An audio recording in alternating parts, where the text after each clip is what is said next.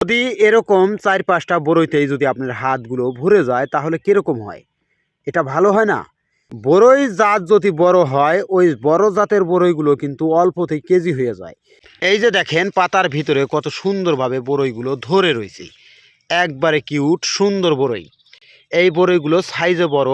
বড়ইগুলো যখন পাকে তখন কত সুন্দর কিউট কালার হয় দেখেন।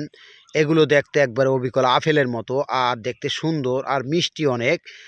এই বড়ইগুলো খেতে অনেক সুস্বাদু, গলার ভিতর কোনো কসকস বা আটকা আটকা ভাব হয় না।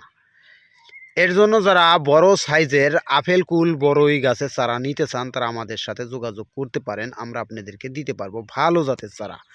একটা জিনিস মনে করবেন, বড়ই চাষ করার আগে যদি এই জিনিসটা মনে না করেন তাহলে আপনি বড় বোকামি হবে।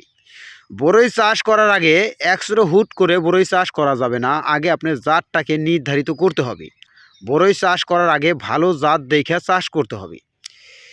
বড়ই যদি কাস্টমারে খেয়ে যদি সুস্বাদু আর মজা না পায় তাহলে কিন্তু ওই বড়ই আপনি হাট বাজারে নিয়ে বিক্রি করতে পারবেন না। তাই ভালো জাতের বড়ই চাষ করার জন্য যারা চারা নিতে চান তারা আমাদের কাছে থেকে নিতে পারেন। আপনাদেরকে দেখাইতেছি সরাসরি গাছ থেকে। এই যে দেখেন বড়ই সাইজগুলো কত সুন্দর, আর কত সুন্দর কিউট, দেখতে সুন্দর। এটা দেখতে যেরকম বলের মতো গোল আর আপেলের মতো দেখা যায়, এর জন্য এটাকে বলে বল সুন্দরী আপেল কুল বড়ই।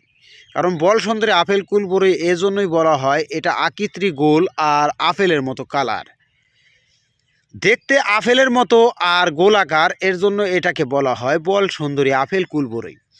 তাই যারা বল সুন্দরী আপেল কুল ভালো জাতের বড়ই চাষ করতে চান তারা আমাদের কাছ থেকে নিতে পারেন।